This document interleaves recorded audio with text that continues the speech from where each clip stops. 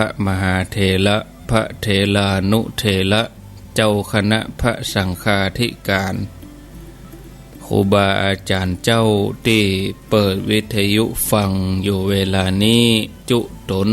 จุองค์เจริญปอนศรัทธาญาติโยมท่านสาธุชนทุกคนทุกท่านได้เวลาแล้วเนอได้เวลาแล้วถึงเวลาแล้วได้เวลาสำหรับการรับฟังธรรมะอันเป็นสาระประโยชน์ทางด้านพระพุทธศาสนาน้ำธรรมคำสอนขององค์สมเด็จพระชินวรสัมมาสัมพุทธเจ้าได้มาปะมาพบมามาเล่าสู่บรรดาพ่อแม่พี่น้องพ่อออกไม่ออกศรัทธาท่านสาธุชนคนดีทั้งหลายแล้วไผที่ยังบ่ลุกก็ลุกมาเห็นเน้อลุกมาได้แล้วตื่นมาได้แล้วหลับลุกเจ้ากินพักดังปายหลับลุกควายกินพักดังเกาลุกเจ้าได้หลายลุกควายได้น้อยหลับลุกเจ้าเป็นเจ้าดังหลายหลับลุกควายป่าเฮือลูกหลานเป็นหนี้เป็นข้าเน้อตื่นมาเหียนเน้อลุกมาเหียนเน้อลุกเน้อลุกเน้อลุกตื่น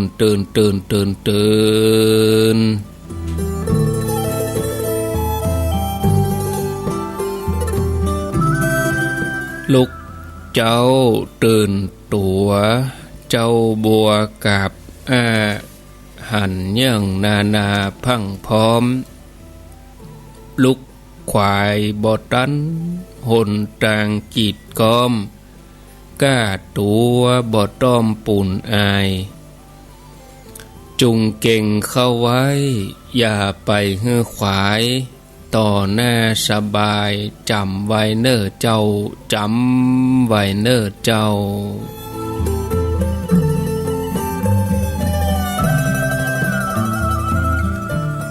อรุณสวัสดิ์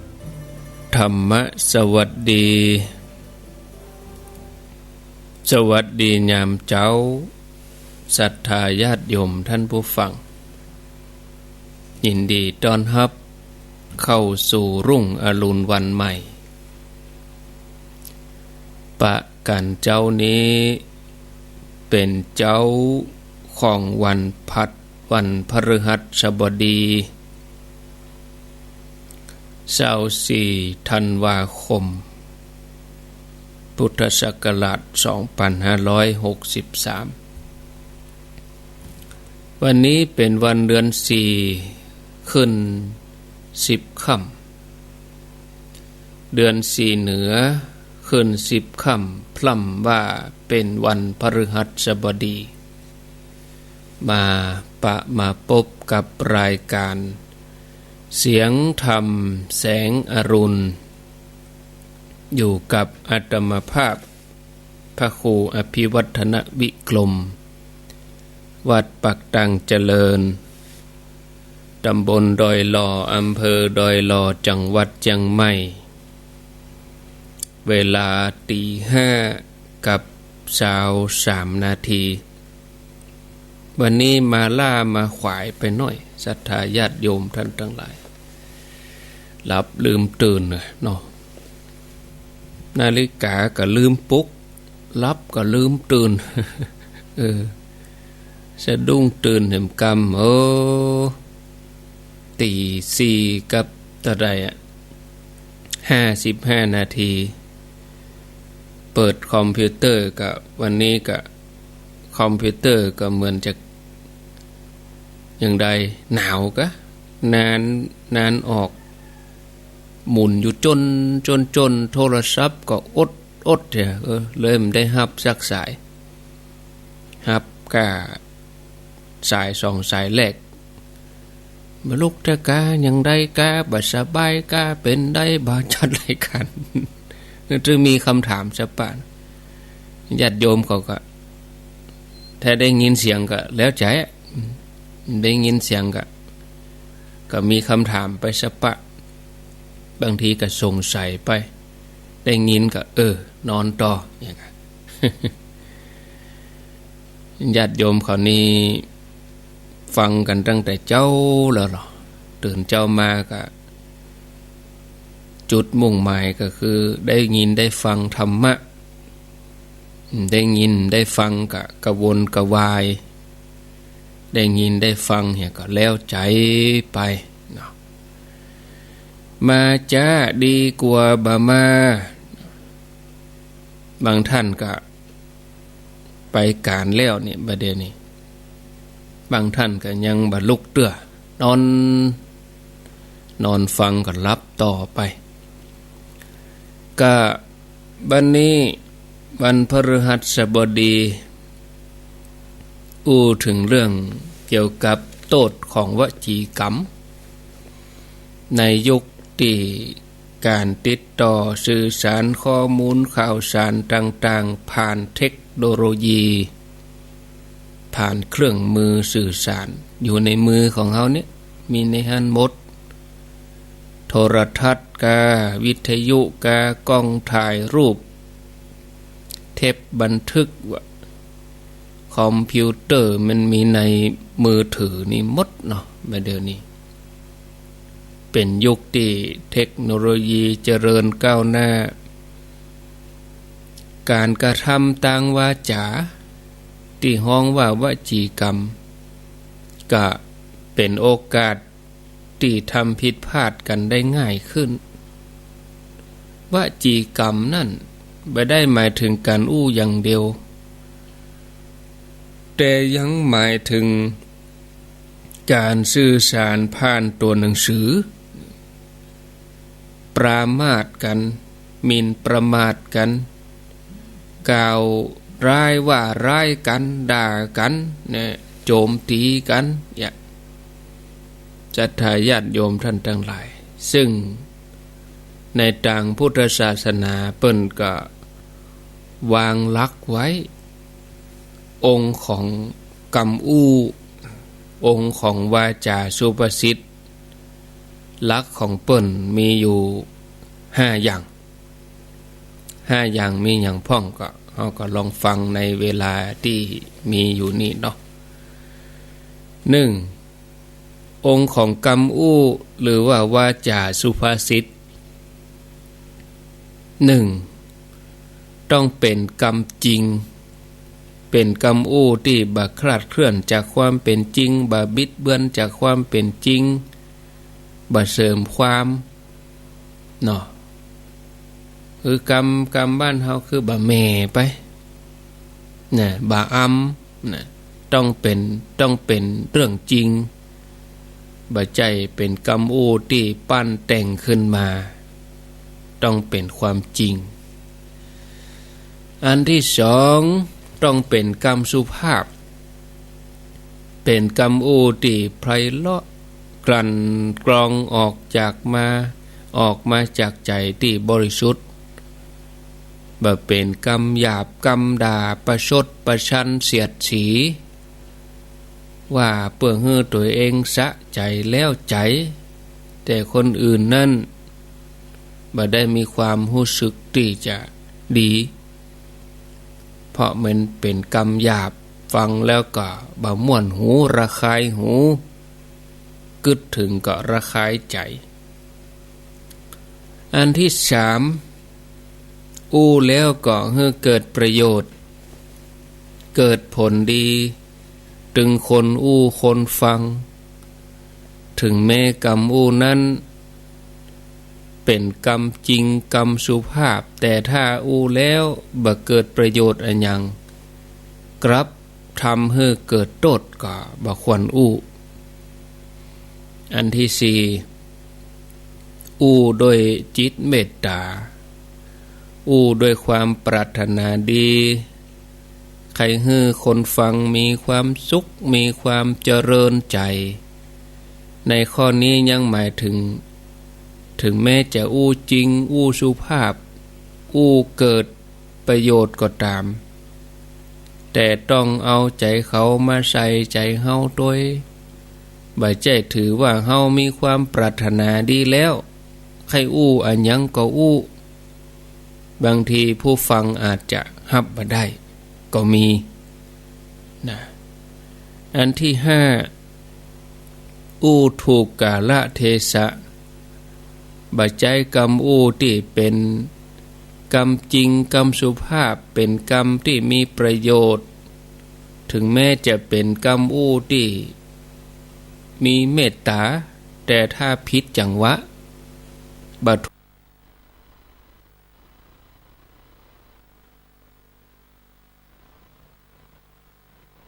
ที่เป็นกรรมจริงกรรมสุภาพเป็นกรรมที่มีประโยชน์ถึงแม้จะเป็นกรรมอู้ที่มีเมตตาแต่ถ้าผิดจังหวะบัดถูกกาลเทศะอู้ถูกเวลาถูกกาละก็คือว่าควรจะหู้ว่าเวลาไหนควรเวลาไหนบ่ควรนะ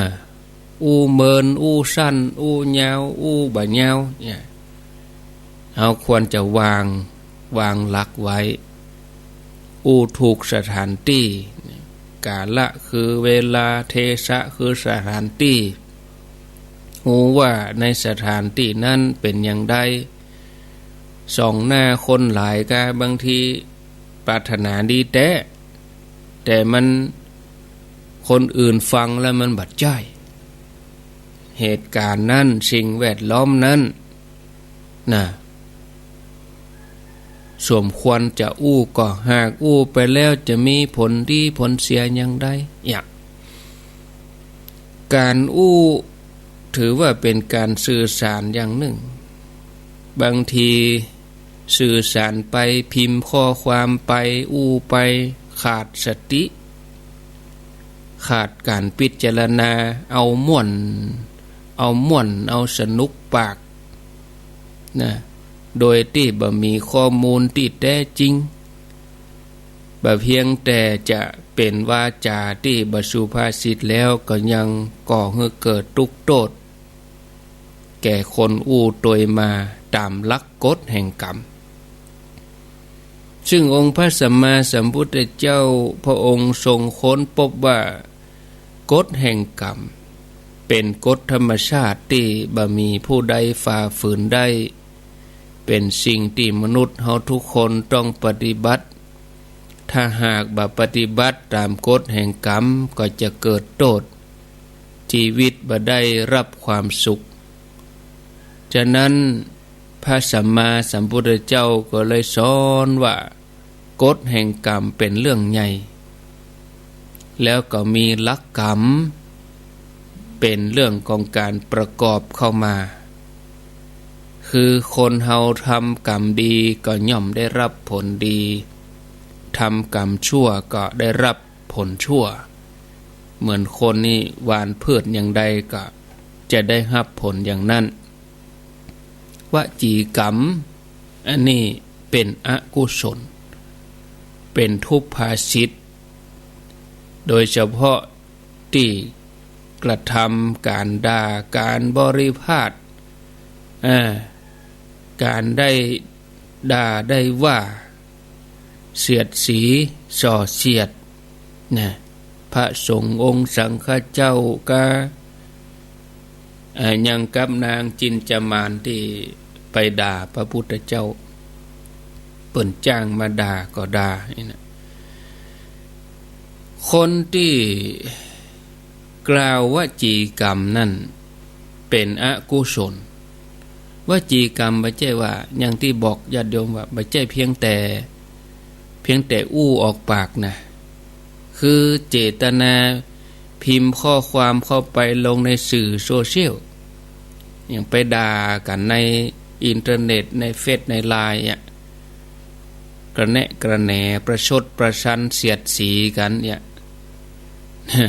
อันนี้ก็จะก่อให้เกิดความเสียหาย10ประการดังต่อไปนี้ 10ประการนั้นมีอย่างพ้อง1บ่ได้บรรลุธรรมที่สมควรจะได้บรรลุ2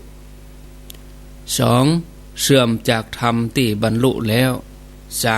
3สัตธรรมของภิกษุนั้นย่อมบ่ผ่องแผ้ว4เป็นผู้ที่หลงเข้าใจว่าได้บรรลุสัตธรรมพระสัตธรรมนะ5เป็นผู้ที่บ่ยินดีในการประพฤติพรหมจรรย์6ต้องอาบัติเศร้าหมองอย่างใดอย่างหนึ่งอันนี้หมายถึงถ้าเป็นพระสงฆ์นะอันที่7บอกลาสิกขานะคือศึกไปเป็นฆราวาส8เป็นโลกอย่างนัก9ย่อมถึงความฟุ้งซ่านจิตตัวเก่า11เป็นผู้หลงในการทำกาละคือเวลาถึงแก่กรรมไปก็ขาดสติ11เมื่อจากโลกนี้ไปถึงอบายมีทุกขติวินิบาตมีนรกฉะนั้นเมื่อจะจะจาเมื่อจะสื่อสารอันยังใดก็ตามจะต้องพิจารณาให้ดีถึงหลักกรรมนี้ถึงเวลาเมื่อจะต้องติดต่อสื่อสารสิ่งสำคัญประการแรกคือต้องตั้งสติให้ดีก่อนที่จะอันยังก่อนที่จะพิมพ์ข้อความอันยังลงไปให้พิจารณาให้ดีว่าสิ่งที่นั้นมีข้อเท็จจริงนักน้อยต่อใดเปิ้นถึงว่าข้อเท็จจริงบางทีไปเชื่อข้อเท็จนักกว่าข้อจริงเนี่ยแล้วเมื่อจะต้องสื่อสารก็จะต้องเป็นกรรมสุภาพประกอบด้วยจิตเมตตาก่อให้เกิดประโยชน์แล้วก็ทำในเวลาที่เหมาะสมถ้าทำได้อย่างเฮาก็จะเป็นสุขบ่ทำความเดือดร้อนให้ตนเองและผู้อื่นเพราะวจีกรรมที่เฮาสร้างไว้แล้วก็จะได้บ่ต้องได้รับผลที่อาจจะเผลอผิดพลาดไปเพียงเพราะขาดสติเหมือนอย่างยุคบัดเดี๋ยวเนี่ยญาติโยมมันเป็นยุคข้อมูลข่าวสารยิ่งเฮาไปเสพสื่อนักเฮาจะเป็นคนที่มีความกังวลนักจังหวัดเชียงใหม่เฮาควรจะฟังคณะกรรมการควบคุมโรคระดับจังหวัดท่านผู้ว่าเพิ่นว่าจะได้จังหวัดอื่นก็เป็นเรื่องอื่นไปเฮาไปพอข่าวนักล่ำก็เป็นว่ากินบ่ได้นอนบ่หลับโรคโควิดมันร้ายมันแรงอย่างนั้นอย่างนี้กลัวไปเหี่ยหมดผู้ว่าเพิ่นยังว่าอย่างเตื้อเนาะศรัทธาญาติโยมอันนี้เฮาต้องฟังจังหวัดเฮาถ้าว่าจังหวัดเชียงใหม่อำเภอละ 4-5 คนเริ่มแพร่มาแล้วอย่างเฮาก็พิจารณาพิจารณาไตรตรองเชียงใหม่นี่ก็ยังมีเตื้อจังหวัดอื่นๆที่เปิ้นประกาศปิดจังหวัดล็อกดาวน์คือว่าห้ามไปมาหาสู่กันเหมือนคราวก่อนนั่นน่ะแล้วก็รอฟังข่าววันเนี้ย 9 โมง 10 โมงนี่ทางส่วนกลางกรุงเทพเปิ้นจะแถลงข่าวเฮาพอข่าวทางราชการพุทธอันข่าวทีวีอันข่าววิทยุบางช่องบางสื่อก็เขาก็ใส่ไข่เอาทำให้คนตื่นเกินไปอันนี้เขาตื่นกันเอาไปเอามาคนเท่านี่เป็นวิตกกังวลบ้านศพมีไก่นี่ก็บ่ไป มันจะมีบ้านเฮาเนี่ยเอาก็ไปตามปกติใส่หน้ากากเหียเมื่อคืนเฮาไปเฮาก็ไปเมื่อวันไปยื้อไปพอเปิ้นแน่บางทีเอาไปเอามากะบ่มีสติในการพิจารณาในการเสพข่าว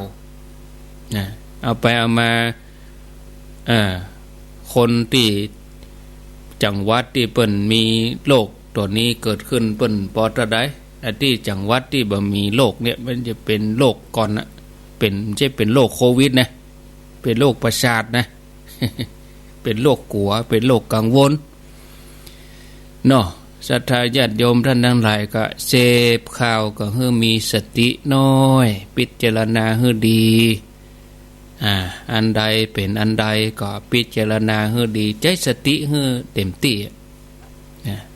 ติ่งดุกบ่เดียวนี้มันใจว่าไผมาว่าอันยังไผมาอู้ยังก็เป็นเจือไปอย่ามดบ่ตกลักในความเชื่อเปิ้นก็จึงมีเหรอในทางพระพุทธศาสนาเนาะจะไปเชื่อเพราะฟังต่อกันมาอีกเป็นกาลามสูตรเนาะอันเนี้ยเปิ้นจึงมีหลักให้เฮาพิจารณาถึง10ข้ออย่าหลงเชื่อโดยการฟังต่อกันมาเดี๋ยวนี้เฮาก็ฟังต่อเขานั่นมาเขาว่านะ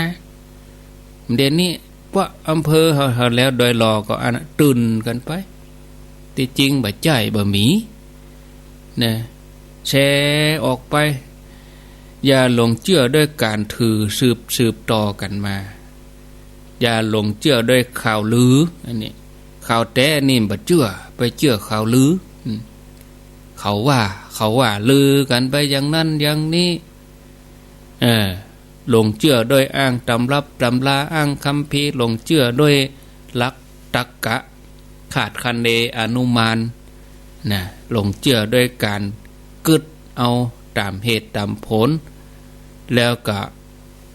หลงเชื่อด้วยเข้ากับทฤษฎีกำกึดของเฮาเนี่ยอันนี้เข้ากับสิ่งที่เฮากึดไว้ล้อมันอย่างอี้ลู่อย่าปงใจเชื่อหันว่าเหตุการณ์รูปการนั้นน่าจะเป็นไปได้แล้วก็สุดท้ายปงใจเชื่อเพราะถือว่าอันนั้นเป็นครูบาอาจารย์ของเฮานี่อันนี้เฮาก็จะต้องพิจารณาในหลักตัวนี้ให้ดีศรัทธาญาติโยม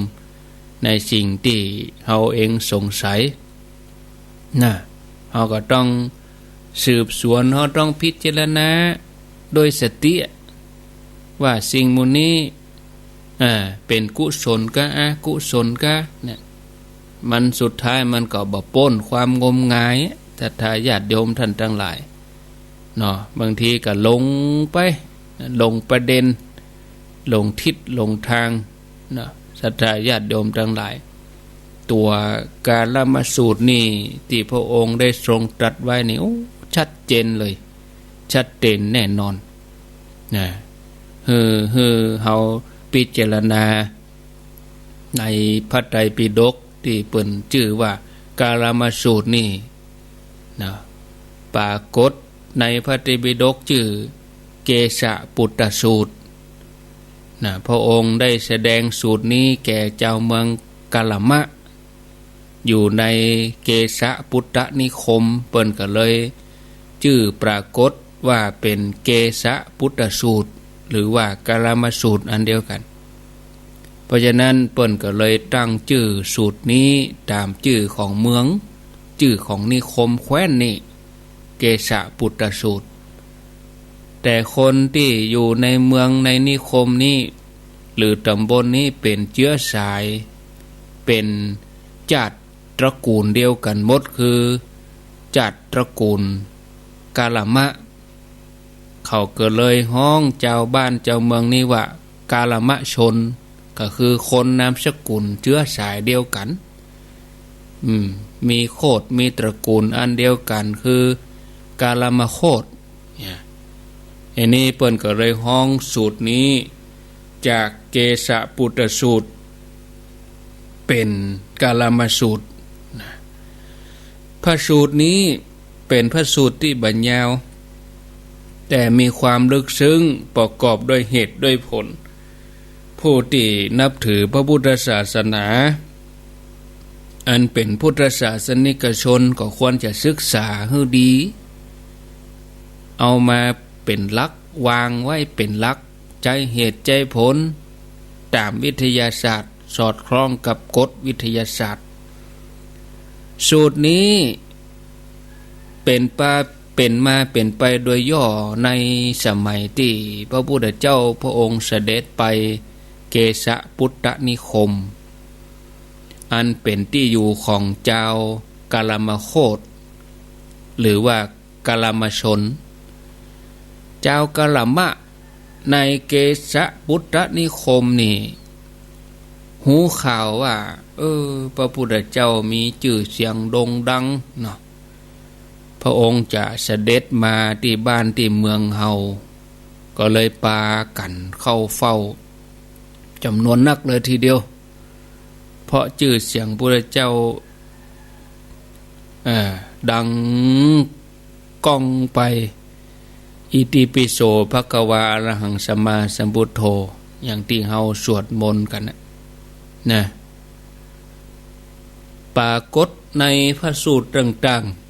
ๆแม้เพราะเหตุนี้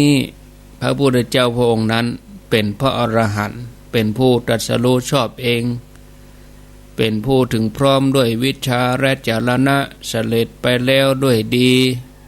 เป็นผู้หูแจ้งเป็นผู้ที่ฝึกบุคคลที่ควรฝึกได้อย่างไม่มีใครยิ่งกว่าเป็นผู้หูเป็นผู้เบิกบานเป็นผู้จำแนกธรรมสั่งสอนสัตว์เนี่ยอันนี้คือเกียรติคุณพุทธคุณชื่อเสียงที่ดังกึกก้องไปพระพุทธเจ้าพระองค์เสด็จมาคนทั้งหลายก็มาเข้าเฝ้าเนาะอินเดียเมืองแขกอินเดียนี่แปลกอยู่อย่างหนึ่งคือว่าบอกว่าไผ่ผู้ใดนั่นจะเป็นนักบวชก็เป็นลัทธิใดนิกายใดถือว่าก็ว่าหมู่เขาจะนับถือก็อย่างใดก็นะเขาชอบฟังเขาชอบศึกษาหาความรู้ความเข้าใจคือต้องการปัญญาจากนั้นพระพุทธเจ้าการเสด็จมาครั้งนี้ก็ทำให้หมู่ที่บ่เชื่อบุญบ่เชื่อบาปก็มีหมู่ที่นับถือลัทธิอื่นศาสนาอื่นก็มีที่มาอยู่ด้วยกันในสถานที่นั้นนะเพราะฉะนั้นคนที่ไปเข้าเฝ้าพระพุทธเจ้าก็มีความแตกต่างกันมีอาการในการเข้าเฝ้าแตกต่างกันบางหมู่บางพวกเมื่อได้หูข่าวพระพุทธเจ้าเสด็จมาก็ไปนั่งท่านั่งนิ่งบ่อู้บ่จาหยังนะบางหมู่บางพวกนะเพียงแต่แสดงความยินดีแล้วก็นั่งนิ่งนะบางหมู่บางพวกก็ชมเชยพระพุทธเจ้าแล้วก็นิ่งอยู่บางหมู่บางพวกก็ไปอู้ไปจาประกาศว่าตัวเก่าชื่ออันยังลูกเต้าไผนามสกุลอันยังแล้วก็นั่งนิ่งบางหมู่บางพวกบ่อู้อันยังบ่แสดงอันยังนั่งเฉยๆบางหมู่บางพวกก็ประนมมือเนี่ยไหวอยู่หั่นนั่งนิ่งอยู่หั่นเนี่ยฉะนั้นคนทั้งหลายที่ไปเข้าเฝ้าพระพุทธเจ้าสมัยนั้นบอกว่าเขาจะมีจาดจันวรรณะใด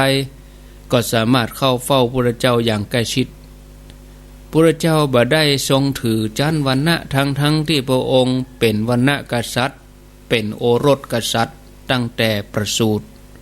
แต่พระองค์ถือว่าบ่ได้ประเสริฐกว่าสกุลกำเนิดแต่ประเสริฐเพราะการกระทำดังนั้นพระองค์ก็เลยปฏิบัติต่อคนเสมอเหมือนกันคือคนเข้าเฝ้าอย่างใกล้ชิดคนที่ไปเข้าเฝ้าพระเจ้าคนทั้งหลายก็กราบทูลขึ้นว่าข้าแด่พระผู้มีพระภาคเจ้าในเกษพุทธนิคมนี้มีสมณพราหมณ์มีนักบวชศาสนาต่างๆเดินทางเข้ามาเผยแผ่คำสอนศาสนาตัวเองอยู่เสมอแล้วสมณพราหมณ์นักสอนศาสนาหมู่นั้นได้ได้ยกย่องคำสอนศาสนาของตัวเก่าแต่ได้ตำหนิดูหมิ่นเหยียดหยามคัดค้านศาสนาคนอื่นแล้วสมณพราหมณ์นักบวชของศาสนาเหล่านี้ก็จากเกษพุทธนิคมไปต่อมาบ่เมินบ่นานก็มีสมณพราหมณ์มีนักสอนศาสนาเข้ามาแถม มาเผยแผ่มากล่าวมายกย่องเชิดชูศาสนาตัวเองดูหมิ่นศาสนาอื่นติเตียนศาสนาคนอื่นเป็นไปอย่างเอี้ยวนเวียนไปวนเวียนมาเมื่อเป็นอย่างอี้หมู่ข้าพระองค์เขาก็สงสัยว่าศาสนาใดนักสอนศาสนาอันใดไผอู้จริงไผอู้บ่จริงไผผิดไผถูกกันแน่ขอพระองค์โปรดชี้แจงพระพุทธเจ้าพระองค์แสดงความหันใจต่อคนทั้งหลายชาวเมืองเกษปุตตนิคมพระองค์ก็บอกว่าตรัสว่าเจ้ากะละมะทั้งหลายน่าหันใจที่ท่านทั้งหลายตกอยู่ในสภาพอย่างนี้หมู่ท่านทั้งหลายควรสงสัยในเรื่องที่ควรสงสัยเพราะท่านทั้งหลายตกอยู่ในฐานะที่ต้องสงสัยตัดสินใจอันยังบ่ได้แต่เฮาเองจะบอกให้แก่เจ้ากะละมะทั้งหลายก็เหมือนเฮาทั้งหลายประเดี๋ยวนี้สงสัยว่าโรคโควิดจะอยู่หั่นอยู่นี่บางทีเปิ้นเมื่อยบ่ได้ก็เป็นหน้าโตดนะเฮาต้องมีถามว่าสงสัยมันผิดก็บ่ผิดแต่ว่ามันจะไปเลยเถิดเกินไปนะตกอยู่ในสภาพเจ้าเมืองเกษปุตตนิคมนี่ในการเสพสื่อประเดี๋ยวเนี่ยข่าวปลอมก็มีข่าวจริงข่าวเท็จบางทีบ่ได้ไตรตรองก็เอามาแชร์เอามาลงเฟซลงไลน์อาตมาหันว่ามันเป็นเรื่องไร้สาระเนี่ย9 โมงเกิงเนี่ยเฮาพอกะเปิ้นแถลงข่าวทั้งกระทรวงสาธารณสุขปุ่นกะเฮาพอข่าวทั้งปุ่นเฮาจะไปเอาเขาว่าจะไปเอาข่าวลือเนี่ยญาติโยมท่านทั้งหลายลักตัวนั้นก็มีตึงหมดอยู่10 ข้อตามที่ได้กล่าวได้ว่าไปแล้วนะศรัทธาญาติโยมวันต่อไปก็บ่ใจวันไหนวันพุธเขาขอก่อยมาต่อเรื่องนี้มีเรื่องราวที่จะเล่าอู้ต่อให้ศรัทธาญาติโยมทั้งหลายได้ฟังแหมนักอยู่พอเวลาตอนนี้ก็ตี 5:50แล้ว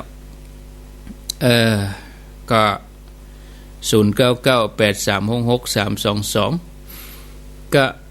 โรคโควิดก็เอาไปเอามาเป็นว่าบ่ไปวัดไปวาเนาะก็บ้านเฮาก็หันกันอยู่ป่อแก้วป่อมีป่อคำป่อมีแม่มาอย่างเฮาก็ฮู้จักกันอยู่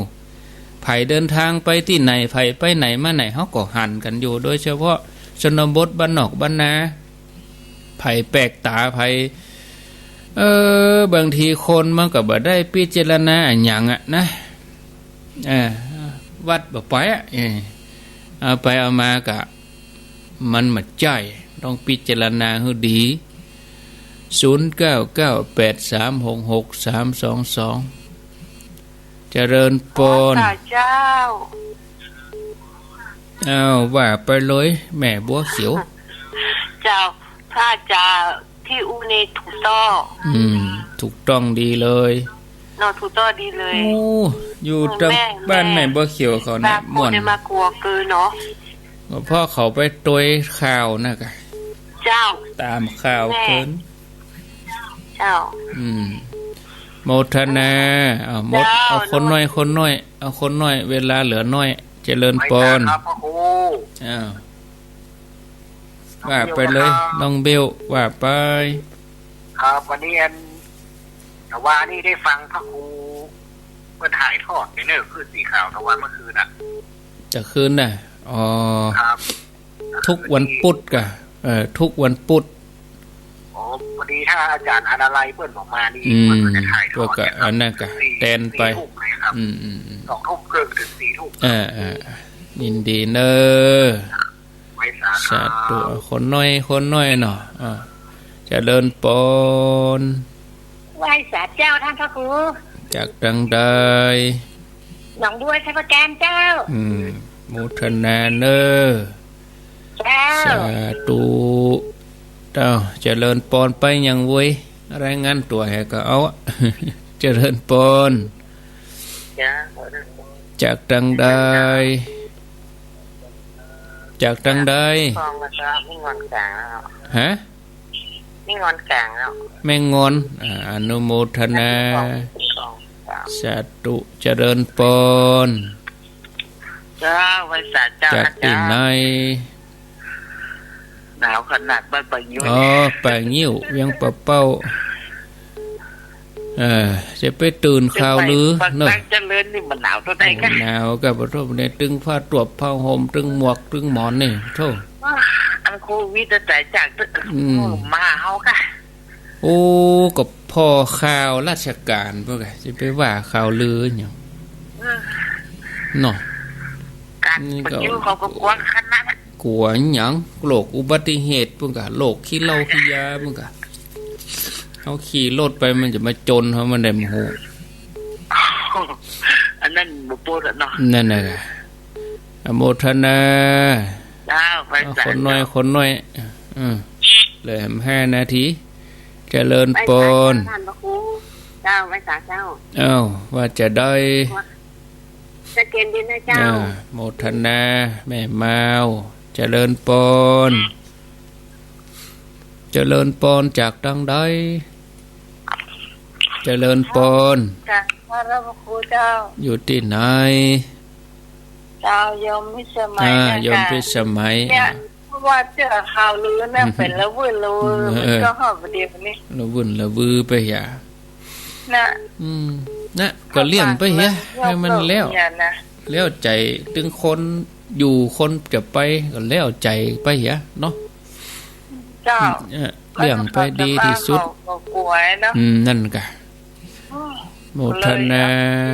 เป็นอย่างพวกดีก็ปลายเดือนมกรา ก็ว่ากันแหมกามอันนั้น เจ้า อ้าวก็งานเข้ากับวัดม่อนห้วยแก้วเปิ้นก็ยกเลิกไปเนาะหลายๆวัดยกเลิกไปวัดใหม่พัฒนาวัดสองแควยกเลิกไปนี่อู้ถึงเฉพาะที่ได้รอนี่นะแต่ยกชัดนี่ก็ใจมาตรการก็ทำอยู่วันที่29จะเดินปน เจ้าพระเจ้าท่านพระ ว่าจะได้แม่น้อย เจ้าเป็นของคำสมุนเวเลงเป็นอย่างเขาดื้อเป็นปิดคนเจ้าหูเจ้าท่านนาคินนี่มันแบบโอ้นาโอ้นาคุณเดียว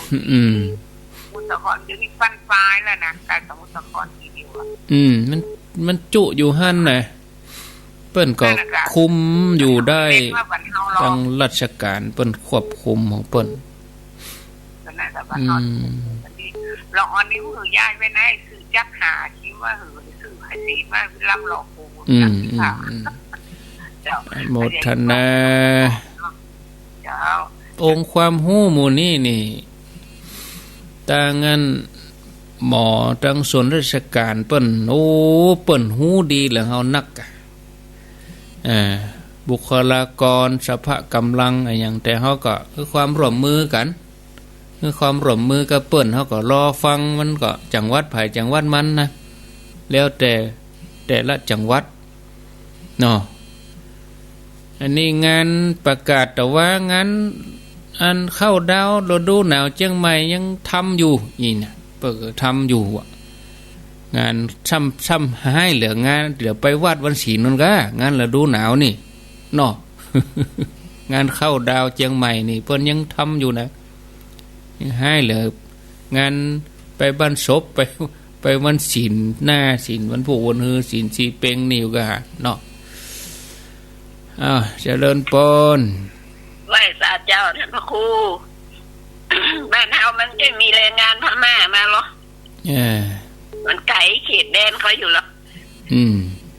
แต่ก็ใส่แมสไว้ก่อนก็ดีละไผเป็นไผบ้านเฮาก็ฮู้ไผไปไผมา